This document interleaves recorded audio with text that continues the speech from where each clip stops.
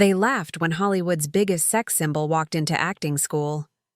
Marilyn Monroe, the woman who'd made millions playing dumb blondes, the actress executives dismissed as difficult, enrolled at Lee Strasberg's actor's studio like she actually belonged there.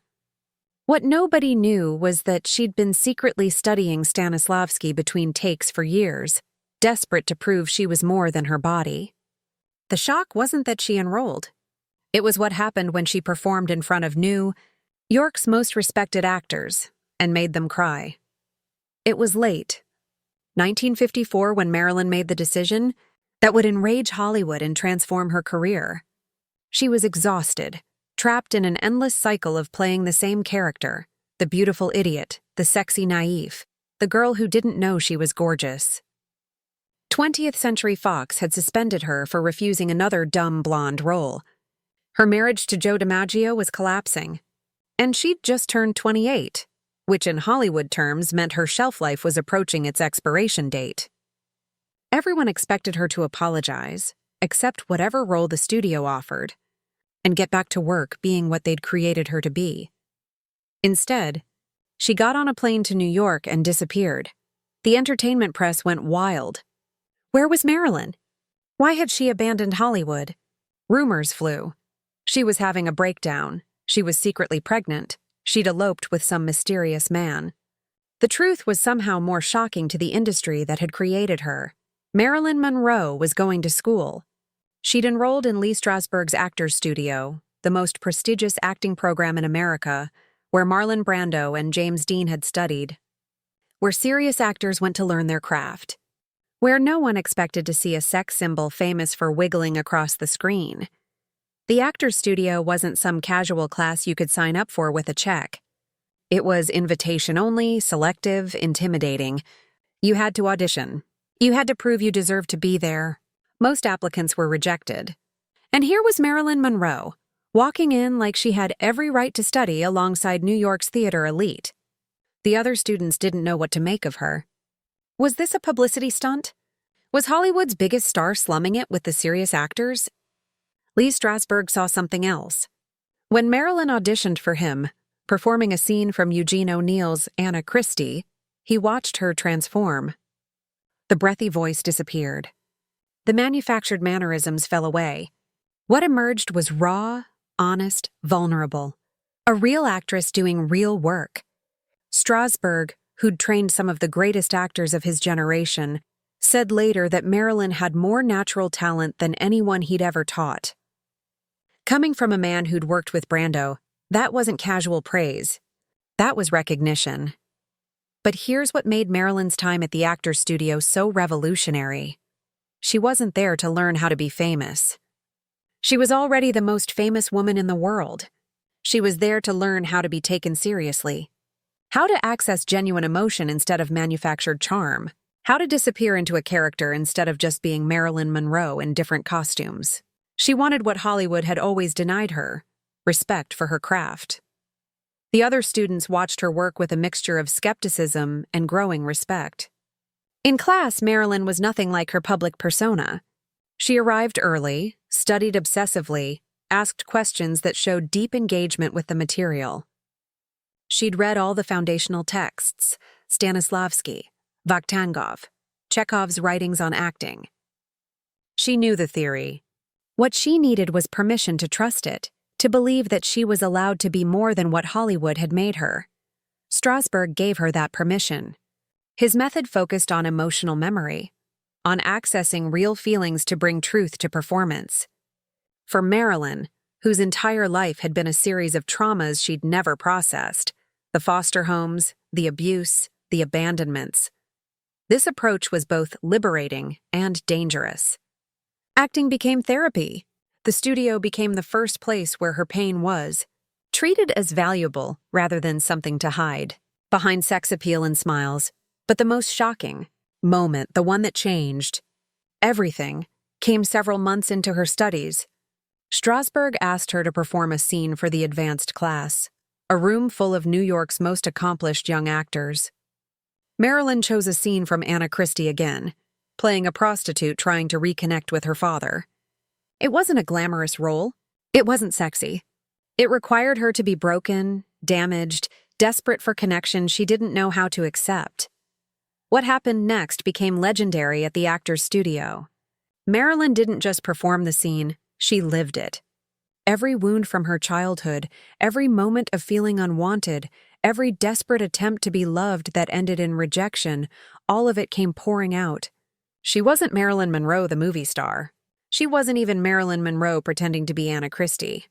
She was just a person in pain, trying to connect with another person, failing, trying again. The vulnerability was so raw it was almost unbearable to watch. When she finished, there was silence in the room. Then people started crying. Not polite theater tears, but genuine emotional responses to witnessing something real. Actors who'd been skeptical about the movie star playing it being serious were shaken. Even Strasberg, who'd seen thousands of performances, was moved. He told her later that she'd done something few actors ever achieve. She'd disappeared completely into the truth of the moment. And here's what nobody talks about. That performance terrified Marilyn. Because to do it, she'd had to strip away every protective layer she'd built.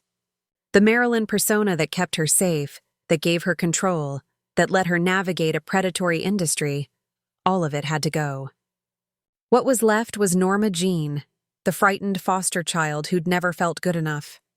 And while that vulnerability made for incredible acting, it also made her feel exposed in ways that were psychologically dangerous.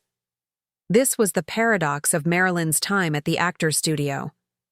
She wanted to be a serious actress, and Strasberg showed her she could be. But the method required her to access pain she'd spent her life trying to escape. Every great performance meant reopening old wounds.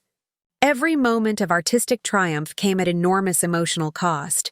She was learning to be a brilliant actress at the price of her mental health. Hollywood, meanwhile, was furious. Fox executives couldn't understand why their most profitable star was wasting time in New York learning to act. She already knew how to act. She'd made them millions doing it. What they didn't understand was that Marilyn had never learned to act the way they wanted. She'd learned to survive, to please, to be what men wanted her to be. That wasn't acting. That was survival sex work dressed up as entertainment. The studio threatened her, sued her, suspended her without pay. They leaked stories portraying her as ungrateful, difficult, mentally unstable. Powerful columnists questioned why a sex symbol needed acting lessons. Wasn't the whole point of Marilyn Monroe that she didn't need talent, just the body?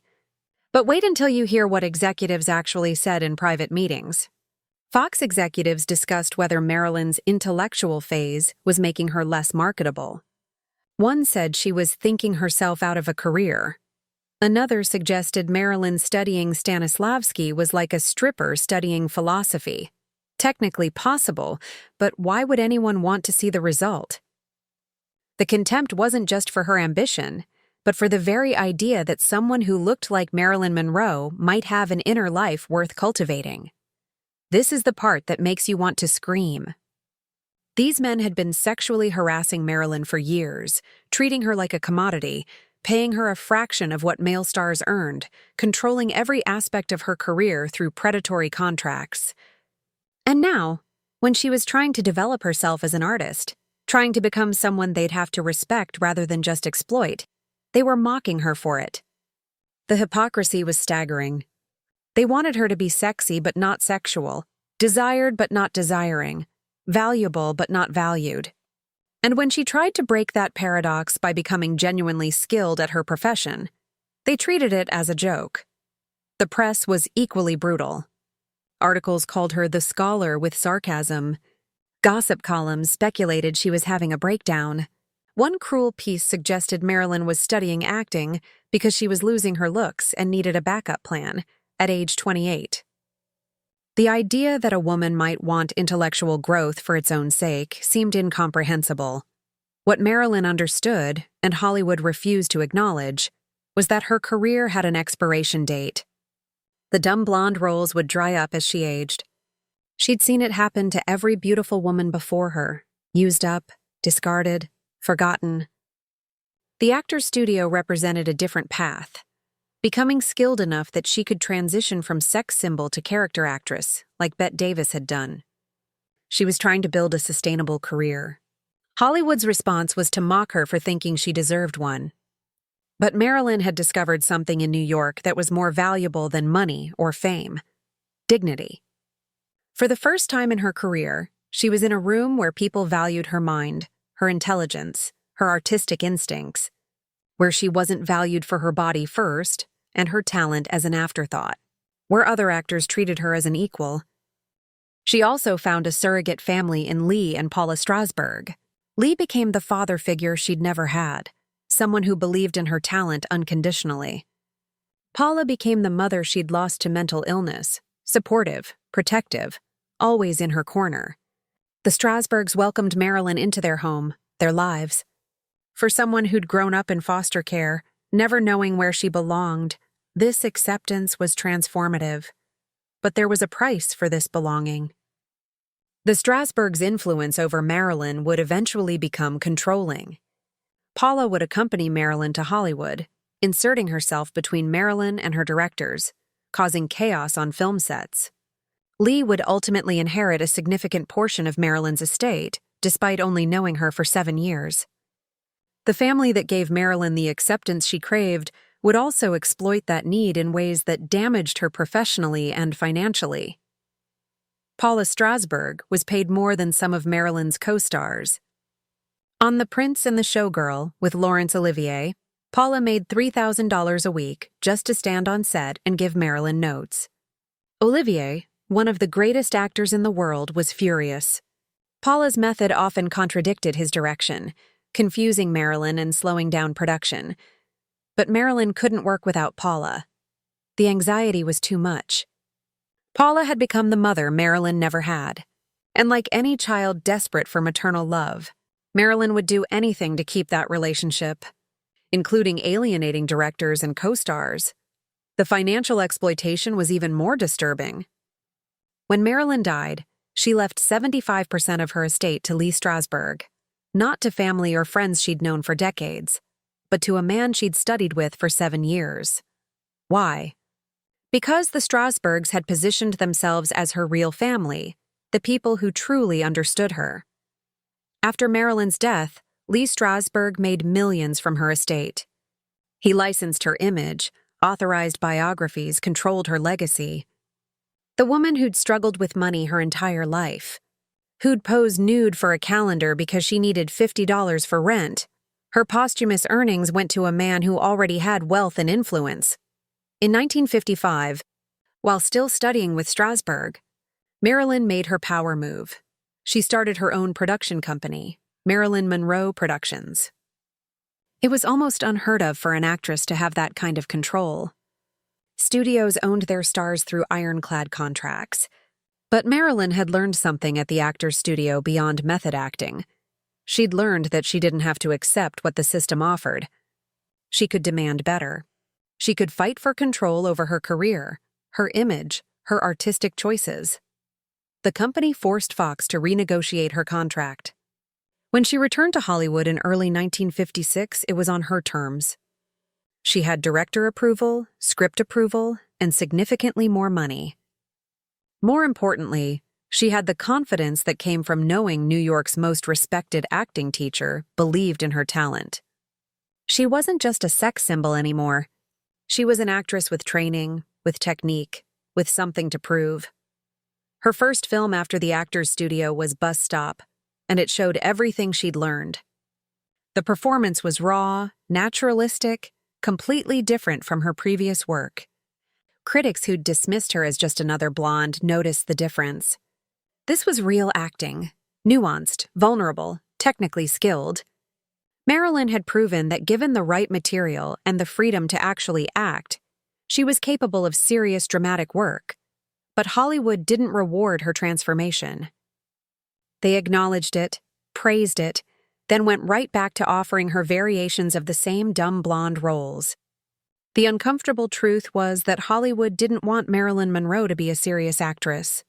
They wanted her to be a fantasy, an object, a commodity. Her talent threatened that dynamic. This is where Marilyn's story becomes tragic. It's not just that she died young. It's that she'd done the work, the real hard work of becoming a better actress. And it didn't matter. The industry looked at her brilliant performance in Bus Stop, saw proof she could do serious dramatic work, and made the calculated decision that comedy Marilyn was more profitable. The Actors Studio gave Marilyn something precious, proof she was capable of more. But it also gave her something painful, the knowledge that being capable didn't mean she'd be allowed to do it. She'd fight for better roles for the rest of her career, increasingly desperate, increasingly frustrated. The pills that would eventually kill her were partly about that frustration, the rage of being trapped in a box she'd proven she could break out of. Lee Strasberg said, Marilyn's greatest performances were the ones she gave in his classes, not on film. That should tell you everything about what was lost.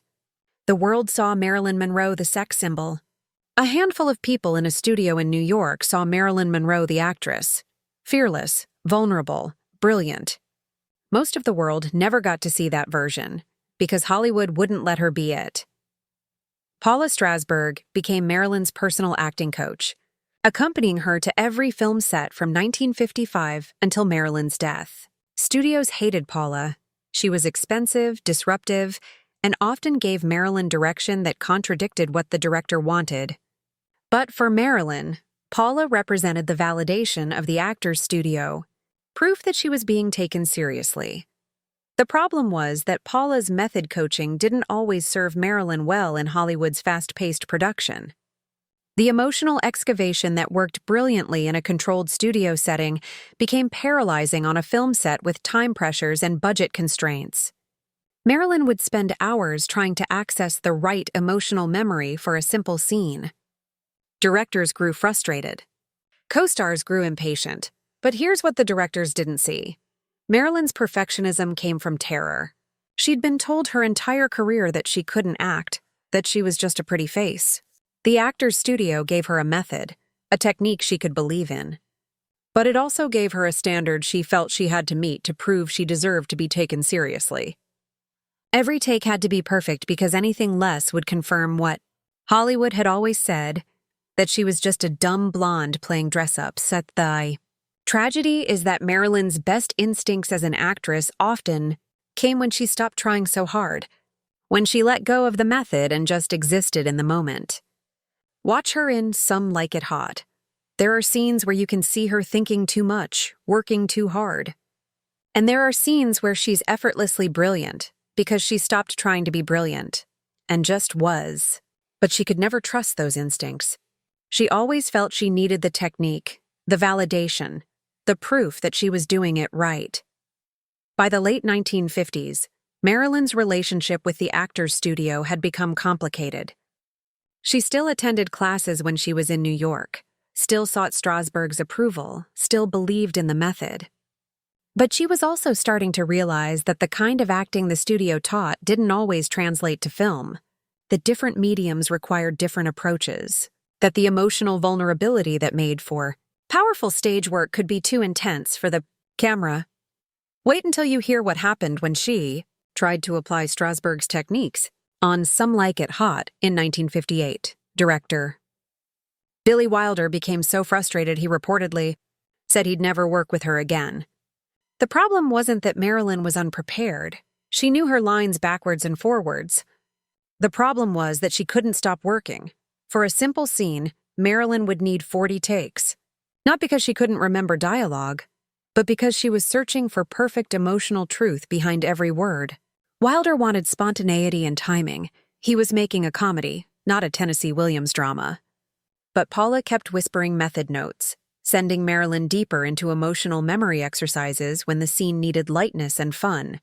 The irony is brutal. Marilyn had gone to the Actors Studio to become better, and she had. But the techniques that made her brilliant in drama became obstacles in comedy. The self-consciousness, the constant analysis, the need to justify every choice with emotional truth. These things were getting in the way of her natural comic gifts. She'd always been funny. She didn't need method acting to be funny, but she'd convinced herself she couldn't trust her instincts without technique to back them up. This created a painful cycle. The more Hollywood criticized her for being difficult, the more she relied on Paula and the method. The more she relied on the method, The more takes she needed, the later she arrived. And the more frustrated everyone became, the more anxious Marilyn felt, needing Paula's validation even more desperately. The actor's studio had given her tools, but she didn't know when to put them down. She never stopped studying, though. Right up until the end, Marilyn worked with coaches, read technique books, tried to improve. In her last apartment, investigators found shelves of serious literature: Dostoevsky, Freud, Whitman. Her library looked nothing like what you'd expect from a dumb blonde. It looked like what it was, the library of an intelligent woman fighting to be seen as more than her body. But here's what breaks your heart. Many books were heavily annotated. Marilyn had underlined passages, written margin notes, tried to understand herself through literature. She was doing therapy through reading, because actual therapy wasn't really available to her in a useful way. She read Freud and tried to psychoanalyze herself, which is like trying to perform surgery on yourself with a book as your guide. The actor's studio taught her to mine her trauma for art. What it didn't teach her was how to protect herself from that trauma while accessing it. Method acting, as Strasberg taught it, required using your real pain. But when your pain is as deep as Marilyn's, abandonment, abuse, a lifetime of being told you're worthless beyond your appearance, using it in every performance doesn't heal you. It re-traumatizes you. Every time. The actor's studio gave Marilyn Monroe what she desperately wanted: intellectual respect, artistic credibility, a method she could believe in. But it couldn't give her what she needed most: the power to choose roles that would showcase her range, the freedom to be imperfect without being destroyed, the security to trust her instincts. Those things weren't in Lee Strasberg's power to give. Those things required an industry willing to see her as human. When Marilyn died in 1962, Lee Strasberg delivered her eulogy. He spoke movingly about her talent, her dedication, her potential. He said she was one of the great actresses of her generation, that her death was a loss to American theater and film. But here's the bitter irony. If he really believed that, why didn't he fight harder for her to get roles that would prove it? The answer is complicated. Strasberg benefited from Marilyn's fame. Her presence at the actor's studio brought prestige. Paula's work as Marilyn's coach brought income and influence. Everyone wanted something from Marilyn Monroe. Even the people who genuinely cared about her wanted something. In the decades since Marilyn's death, the actor's studio has become legendary, partly because of her. Tour guides tell visitors about the classes where Marilyn Monroe studied. Her brief time there, less than 2 years of regular attendance, has become part of the studio's mythology. But what did Marilyn get from that mythology? Credibility she couldn't cash in on, training she couldn't fully use, and a method that sometimes made her working life harder. If you watch Marilyn's later career, you can see the actress she was trying to become struggling against the image Hollywood insisted on maintaining. In The Misfits, her last completed film, you can see moments of raw vulnerability she learned at the actor's studio. The scene where she screams at the men hunting wild horses. That's Marilyn channeling every moment of rage and helplessness from her life into artistic expression. That's the actress Strasberg saw. That's the performer who should have won awards, gotten serious dramatic roles, been allowed to grow. But The Misfits bombed at the box office. Audiences didn't want complex, troubled Marilyn. They wanted the fantasy. Hollywood, always chasing profit, gave them what they wanted. Marilyn's last uncompleted film was Something's Got to Give, another comedy where she played a beautiful woman causing confusion by existing. Back in the box, she'd fought so hard to escape. The story of Marilyn Monroe and the actor's studio is ultimately about the limits of individual transformation in a system designed to keep you in your place. She did everything right. She studied, she trained, she improved her craft. She proved she could do serious work. And none of it mattered enough to overcome the industry's investment in her remaining what they'd created her to be. Today, when people talk about Marilyn Monroe's intelligence and her desire to be taken seriously as an actress, they often mention the actor's studio. It's become proof that she wasn't just a sex symbol, that she had intellectual depth and artistic ambition. But focusing on her studies sometimes misses the more important point. Marilyn Monroe shouldn't have had to prove she was smart and talented to deserve respect. The actor's studio was supposed to be where Marilyn Monroe stopped performing and started being real. Instead, it became another place where she had to prove herself. Another institution that would ultimately take more from her than it gave back. Another chapter in a life spent fighting for recognition that always remained just out of reach. She learned to be a brilliant actress there. But she'd always known how to be brilliant. What she needed was permission to show it. And that permission never quite came. When you visit the actor's studio today, Marilyn Monroe's ghost is everywhere. Not the movie star ghost, but the ghost of what she might have become if circumstances had been different. If she'd been born male. If she'd been valued for her mind first. If Hollywood had let talented women grow beyond the roles that made them famous. The actor's studio gave Marilyn Monroe technique, confidence, and community. It couldn't give her the career she deserved. That was never its to give. Which city are you watching from? Drop your location in the comments below. Now we want to hear from you. Have you ever worked hard to prove yourself, only to have people refuse to see beyond their first impression? Have you been trapped by success in one area when you wanted to show you could do more? How do you handle being underestimated no matter how much you improve? Share your thoughts in the comments. If this story resonated with you, don't forget to like this video and subscribe to Boulevard of Monroe for more stories about Hollywood's wasted potential, the artists who deserved better, and the frustration of being trapped by your own image. Hit the notification bell so you never miss our next story.